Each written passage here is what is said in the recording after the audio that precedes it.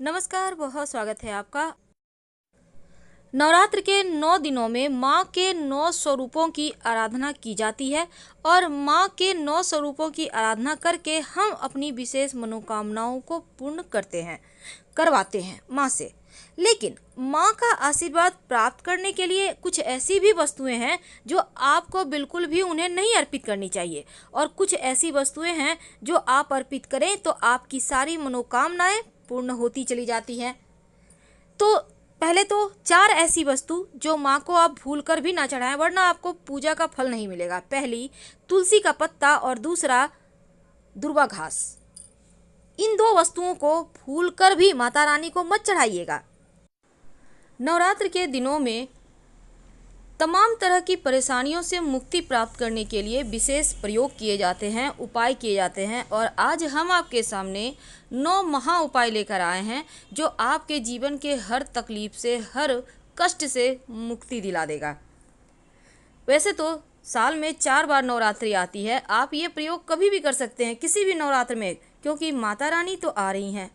अब विशेष कामनाओं की सिद्धि के लिए नवरात्रि में तांत्रिक पूजा भी होती है, माँ दुर्गा का आशीर्वाद मिलता है।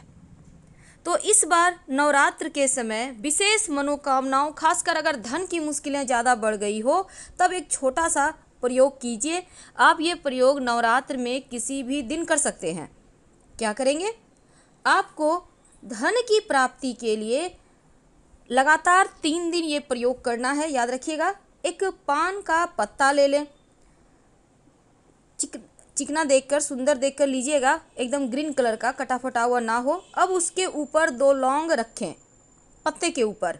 लौंग भी बिल्कुल साबुत होना चाहिए, टूटा फूटा हुआ मत लीजिएगा। लगातार 3 दिनों तक पान के पत्ते पर 2 लौंग रखकर माँ दुर्गा को अर्पित करें, और बाद में उठाकर प्रसाद के रूप में लौंग और पान का पत्ता दोनों ही खा लें। यकीन मानिए, धन की मुश्किलें दूर हो जाएंगी। तो नवरात्र के दिनों में विशेष प्रयोग तो किए ही जाते हैं। अब हम ये जानेंगे कि कैसे आप अपने जीवन की मुश्किलों से बाहर निकलें।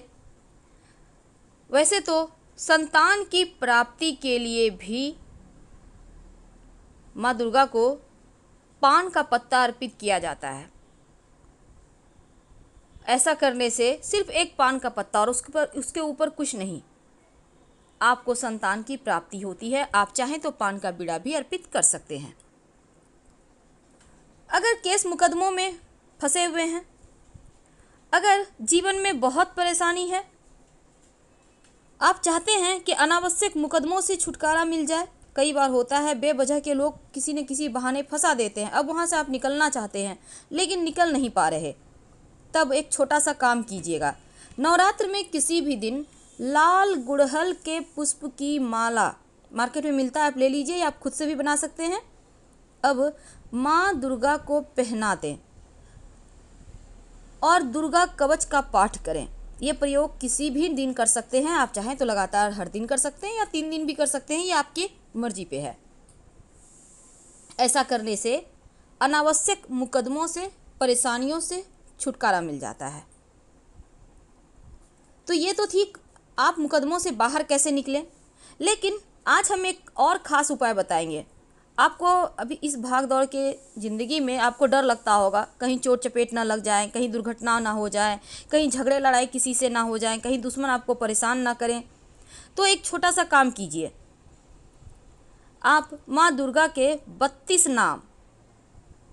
नाम होते हैं ना माँ दुर्गा के, दुर्गा, दुर्गति समनी, तो ये वाला 32 नाम आपको एक पीले रंग के कागज़ पर लाल रंग के पेन से लिख लें, और उस कागज़ को पहले माँ के सामने रख दें, फिर मोड़कर अपने पास रख लें। आप चाहें तो आपके घर में जितने सदस्य हैं हर किसी के लिए अलग अलग बना लें, और इसको उनके पर्स में, पॉकेट में, बच्चों के पास भी रख दें। आपके बच्चे सुरक्षित बने रहेंगे क्योंकि माँ दुर्गा का आशीर्वाद होगा उनके साथ। बहुत सिंपल है, लेकिन इसके प्रभाव आपको लंबे समय तक अचूक मिलते रहेंगे। अब एक और छोटा सा प्रयोग, कई बार आप चाहते हैं कि आपकी मनोरथ पूरी हो जाए। मनोकामनाएं बहुत तरह की होती है, आप महिला हैं, पुरुष हैं, बच्चे हैं, बुजुर्ग हैं, हर किसी की मनोकामना होती है।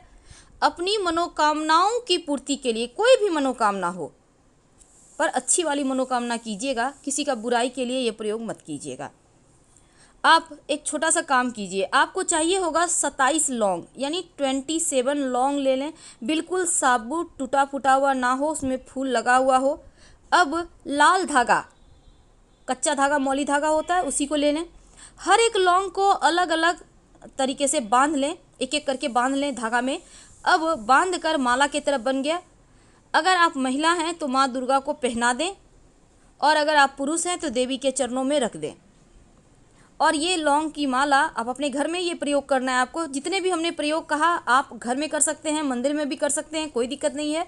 अब इस लौंग की माला को सुरक्षित रख लें, आपकी मनोकामना पूर्ण हो जाएगी। जब पूरी हो जाए तब कहीं बहते हुए जल में प्रवाहित कर दें या मिट्टी में दबा दें।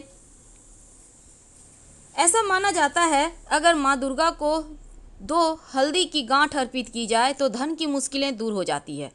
उनको अर्पित करने के बाद आप इसको संभाल कर रख लें। वैसे हल्दी की गांठ अर्पित करने से आपका गुरु बेहतर होगा तो धन भी आएगा, संतान की प्राप्ति होगी, जीवन में सुख बढ़ेगा, ज्ञान बढ़ेगा। तो गुरु को बेहतर करने के लिए 2 हल्दी की गांठ माँ दुर्गा को जरूर अर्पित करनी चाहिए, ताकि हर तरफ से, चारों दिशाओं से आपकी जय जयकार हो। माता के 9 दिनों में 9 स्वरूपों की आराधना की जाती है और हर एक स्वरूप की पूजा करने के अलग फल मिलते हैं। लेकिन कुछ ऐसे प्रयोग होते हैं जो आप किसी भी दिन कर लें, कुछ प्रयोग 3 दिन लगातार करने होते हैं। कभी कभी क्या होता है, ज़रूरत पड़ने पर कोई साथ नहीं देता, धन रहता ही नहीं।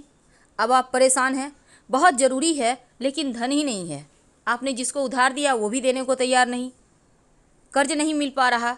तब ऐसे में आप ये प्रयोग कर लें, जीवन में कभी भी ज़रूरत पड़ने पर धन की कमी आपको महसूस नहीं होगी। क्या करेंगे, एक कटोरी में, कोई भी कटोरी ले सकते हैं, चांदी का है, स्टील का है, जो भी आपके पास है, एक कटोरी में दूध ले लें, थोड़ा सा लेना है। अब एक चांदी का सिक्का उस दूध के अंदर डाल दें। इतना सा दूध लीजिएगा कि चांदी का सिक्का अच्छे से कवर हो जाए। माता रानी को भोग लगा दें, माँ से प्रार्थना करें कि धन आता रहे और 1 घंटे तक करीब माँ के सामने रहने दें। इसके बाद उस कटोरी को उठा लें, जो सिक्का है उसको अपने पास पोंछकर अच्छे से सुरक्षित रख लें धन के स्थान पर। ज़रूरत के समय कभी भी धन की मुश्किलें परेशान नहीं करेगी। और जो दूध है वैसे आप प्रसाद के रूप में भी खा सकते हैं, और जो बचेगा उसे किसी पौधे में डाल दीजिएगा। थोड़ा सा ही दूध यूज करना है, बर्बाद नहीं कीजिएगा। कई बार क्या होता है, विवाह नहीं हो पाता जल्दी, विवाह के योग्य हो गए हैं आप, उम्र बीती जा रही है पर रिश्ते कहीं तय ही नहीं हो पा रहा। माता पिता भी परेशान है, बच्चे भी परेशान हैं, क्या करेंगे। नवरात्र के समय में एक महाप्रयोग कीजिए, आपको 6 महीने के अंदर आपके रिश्ते आने लगेंगे या तय हो जाएंगे या फिर विवाह ही हो जाएगा। जितनी आपकी उम्र है उतना ही साबुत लौंग ले लें। अब मान लेते हैं आपकी उम्र 25 वर्ष पूरी हो गई है, आप 26वां वर्ष में चल रहा है, 2-4 महीने और हो गए हैं, तो आप 25 लौंग नहीं लेंगे, 26 लौंग लेना है। इसी प्रकार अगर 35 उम्र है तो आपको 36वें वर्ष में आप आ गए हैं तो 36 लौंग लेना है। तो इतना लौंग ले लें। अब लाल धागे के सहारे बांध कर उसका माला बना लें। फिर अगर आप लड़की हैं तो माता रानी को पहना दें, और पुरुष हैं तो माता रानी के चरणों में रख दें। अपने घर में ही ये प्रयोग कीजिएगा।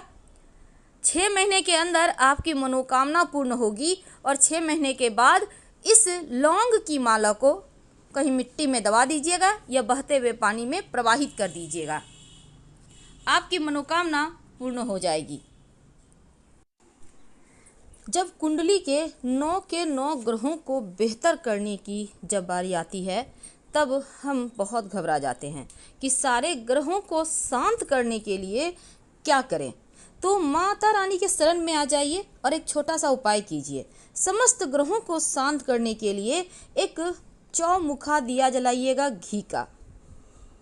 माँ को लाल कमल के पुष्प या फिर लाल रंग का गुड़हल का पुष्प अर्पित करें।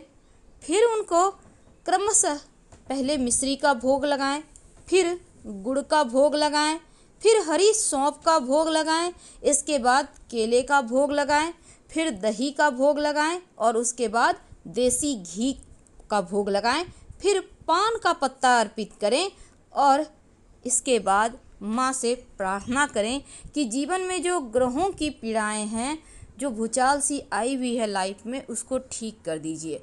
और माता रानी से कुछ भी छिपा हुआ नहीं है, तो आपके जीवन के हर कष्ट समाप्त हो जाएंगे और माँ की कृपा से खूब खुशियाँ बरसेंगी। तो अभी तक हमने 2 वस्तु आपको बताई। तीसरी वस्तु है अनाज। अनाज पका हुआ खाना हो या कच्चा खाना, आपको माँ दुर्गा को भोग नहीं लगाना, क्योंकि ये चीज़ें तांत्रिक क्रियाओं में भोग लगाया जाता है। आप मत कीजिएगा, वरना आपको हो सकता है इसके दुष्परिणाम भुगतना पड़े। तो संभल के। माता रानी को कभी भी बासी पुष्प मत अर्पित कीजिएगा। और साथ ही जब भी उनकी आरती करें, लौंग डालकर ही आरती करें। पूरे 9 के 9 दिन शाम के समय कपूर जलाएं, और अगर कपूर ना हो तो आप मोमबत्ती, जिसको हम कैंडल कहते हैं, 5 मिनट के लिए शाम में जरूर जलाइएगा। हम आपसे विदा लेते हैं। हर हर महादेव। धन्यवाद।